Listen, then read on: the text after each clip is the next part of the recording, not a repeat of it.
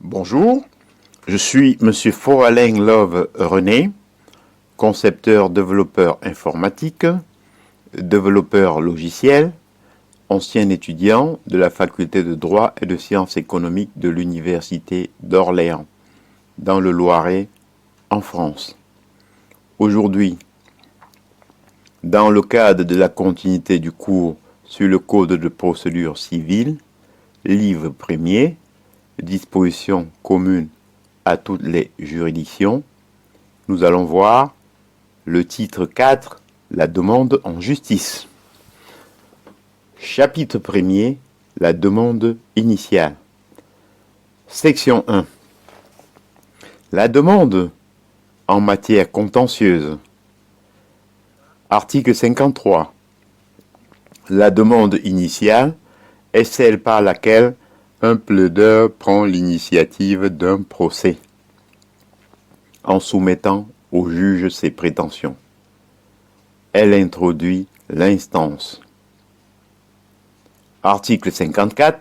Sous réserve des cas où l'instance est introduite par la présentation volontaire des parties devant le juge, la demande initiale est formée par assignation, par remise d'une requête conjointe au secrétariat de la juridiction ou par requête ou déclaration au secrétariat de la juridiction. Article 55. L'assignation est l'acte d'huissier de justice par lequel le demandeur cite son adversaire à comparaître devant le juge. Article 56. L'assignation contient à peine de nullité, outre les mentions prescrites pour les actes d'huissier de justice, l'indication de la juridiction devant laquelle la demande est portée. L'objet de la demande avec un exposé de moyens en fait et en droit. L'indication des modalités de comparution devant le juge et la précision que, faute pour le défendeur de comparaître, il expose à ce qu'un jugement soit rendu contre lui sur le seul élément fourni par son adversaire. Le cas échéant, les mentions relatives à la désignation des immeubles exigés pour la publication au fichier immobilier. Elle comprend en outre l'indication des pièces sur lesquelles la demande est fondée. Ces pièces sont énumérées sur un bordereau qui lui est annexé. Elle vaut conclusion. La requête conjointe est l'acte commun par lequel les parties soumettent au juge leurs prétentions respectives, les points sur lesquels elles sont en désaccord, ainsi que leurs moyens respectifs. Elle contient en outre, à peine d'irrecevabilité, petit a, pour la personne physique, les noms, prénoms, profession, domicile, nationalité, date et lieu de naissance de chacun des requérants. En petit b, pour les personnes morales, leur forme, leur dénomination, leur siège social et l'organe qui les représente également. En petit 2, l'indication de la justice devant laquelle la demande est portée. En petit 3, le cas échéant, les mentions relatives à la désignation des immeubles exigés pour la publication au fichier immobilier. Elle comprend aussi l'indication des pièces sur lesquelles la demande est fondée. Elle est datée et signée par les parties. Elle vaut conclusion. Ainsi s'achève l'article 57. Maintenant, nous allons passer à l'article 57.1. Lorsque cette faculté leur est ouverte par l'article 12, Les parties peuvent, si elles l'ont déjà fait depuis la naissance du litige, conférer au juge dans la requête conjointe mission de statuer comme amiable compositeur ou le lier par les qualifications et points de droit auxquels elles entendent limiter le débat. Article 58. La requête ou la déclaration est l'acte par lequel le demandeur saisit la juridiction sans que son adversaire en ait été préalablement informé. Elle contient à peine de nullité. Petit 1. Pour la personne physique, l'indication des noms, prénoms, profession, domicile, nationalité, date et lieu de naissance du demandeur. Pour les personnes morales, l'indication de leur forme, leur dénomination, leur siège social et l'organe qui les représente légalement. En petit 2, l'indication des noms, prénoms et domicile de la personne contre laquelle la demande est formée, ou s'il s'agit d'une personne morale, de sa dénomination et de son siège social. En petit 3, l'objet de la demande. Elle est datée et signée. Nous allons passer maintenant à l'article 59. En effet, le défendeur doit à peine d'être déclaré même d'office irrecevable en sa défense faire connaître, s'il s'agit d'une personne physique, ses noms, prénoms, profession, domicile, nationalité, date et lieu de naissance.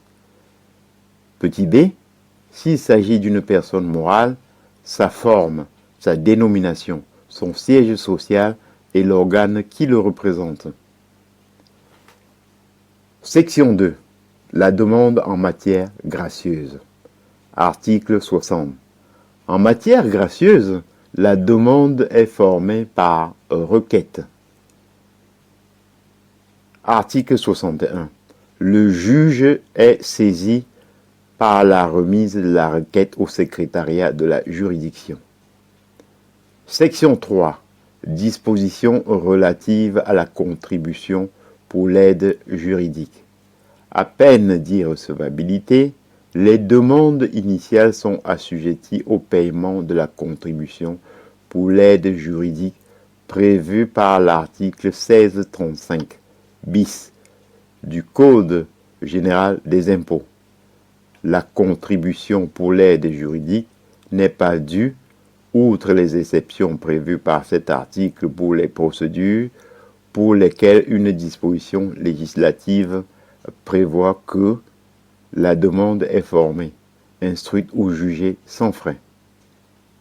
En application du point 3 de l'article 1535 bis Q, la contribution pour l'aide juridique n'est pas due. Petit 1. Pour les recours formés contre une décision d'une juridiction mentionnée au troisième de cette section 3. Petit 2. Pour les procédures engagées par le ministère public.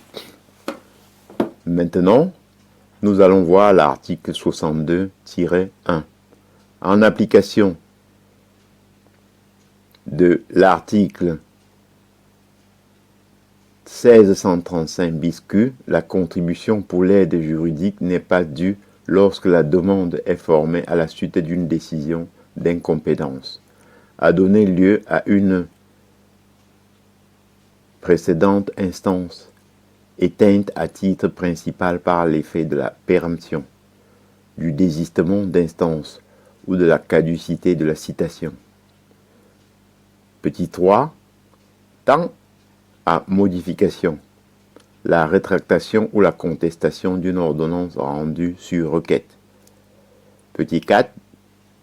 Est consécutive à une mesure d'instruction ordonnée en référé ou sur requête. Petit 5. constitue un recours formé à la suite d'une ordonnance ayant relevé son auteur de la forclusion résultant de l'expiration du délai de recours. Petit 6. Tend à l'imprétation de la rectification ou le complément d'une précédente décision en application des articles 461 à 463. 7. Porte sur la contestation devant le président de la juridiction de la vérification par le secrétariat de juridiction des dépenses dues au titre de l'instance. Petit 8. Est soumise à une juridiction de renvoi après cassation. Dans les cas 1 et 6, la partie justifie de la décision ayant mis fin à la précédente instance lors de la nouvelle saisine. Ne constitue pas une instance au sens de l'article 1635 bis Q du Code général des impôts et ne donne lieu à aucune contribution pour l'aide juridique. Les procédures soumises au procureur de la République, au greffier en chef ou au secrétariat d'une juridiction. Les procédures aux seules fins de conciliation de certificats d'actes de notoriété, de recueil de consentement. Article 62.3. La demande incidente faite dans les formes prévues pour l'introduction de l'instance ou par assignation n'est pas soumise à la contribution pour l'aide juridique. Son auteur désigne l'instance principale à laquelle elle se rattache. Article 62.4. La personne redevable de la contribution pour l'aide juridique justifie de son acquittement lors de la saisine du juge par l'apposition de timbre mobile ou la remise d'un justificatif lorsque la contribution a été acquittée par voie électronique, sauf si elle a sollicité le bénéfice de l'aide juridictionnelle. Dans ce cas, elle joint la décision accordant cette aide à l'acte de saisine. À défaut de décision rendue sur la demande d'aide juridictionnelle, la saisine est accompagnée de la copie de cette demande. Si cette demande d'aide juridictionnelle est déclarée caduque ou rejetée, ou que la décision l'octroyant est retirée, le demandeur justifie de l'acquittement de la contribution pour l'aide juridique dans le mois suivant, selon le cas, la notification de la caducité ou la date à laquelle le rejet ou le retrait est devenu définitif. L'irrecevabilité est constatée d'office par le juge. Les parties n'ont pas qualité pour soulever cette irrecevabilité. Elles sont avisées de la décision par le greffe, à moins que les parties aient été convoquées ou citées à comparaître à une audience. Le juge peut statuer sans débat après avoir sollicité les observations écrites du demandeur. Toutefois, le juge n'est pas tenu de recueillir ces observations lorsque le demandeur est représenté par un avocat ou qu'il a été informé de l'irrecevabilité encourue dans un acte antérieurement notifié. En cas d'erreur, le juge saisit dans un délai de 15 jours suivant sa décision rapporte l'irrecevabilité sans débat. Le délai de recours contre la décision d'irrecevabilité court à compter de la notification de la décision qui refuse de la rapporter. Chapitre 2. La demande incidente. Article 63. Les demandes incidentes sont les demandes reconventionnelles, la demande additionnelle et l'intervention. Article 64. Constitue une demande reconventionnelle la demande par laquelle le défendeur originaire prétend obtenir un avantage autre que le simple rejet de la prétention de son adversaire. Article 65. Constitue une demande additionnelle la demande par laquelle une partie modifie ses prétentions. Constitue une intervention la demande dont l'objet est de rendre un tiers partie au procès engagé entre les parties originaires. Lorsque la demande émane du tiers, l'intervention est volontaire. L'intervention est forcée lorsque le tiers est mis en cause par une partie. C'est donc ça l'article 66. Article 67. La demande incidente doit exposer les prétentions et les moyens de la partie qui la forme et indiquer les pièces justificatives. Article 68. Les demandes incidentes sont formées à l'encontre des parties à l'instance de la même manière que sont présentés les moyens de défense. Elles sont faites à l'encontre des parties défaillantes ou des tiers dans les formes prévues par l'introduction de l'instance. En appel, elles le sont par voie d'assignation. Article 69. L'acte par lequel est formée une demande incidente vaut conclusion. Il est dénoncé aux autres parties. Article 70. Les demandes reconventionnelles ou additionnelles ne sont recevables que si elles se rattachent aux prétentions originaires par un lien suffisant. Toutefois, la demande en compensation est recevable, même en l'absence d'un tel lien, sauf au juge de la disjoindre, si elle risque de retarder à l'excès le jugement sur le tout. J'en ai donc terminé et je vous en remercie. Bonjour, je suis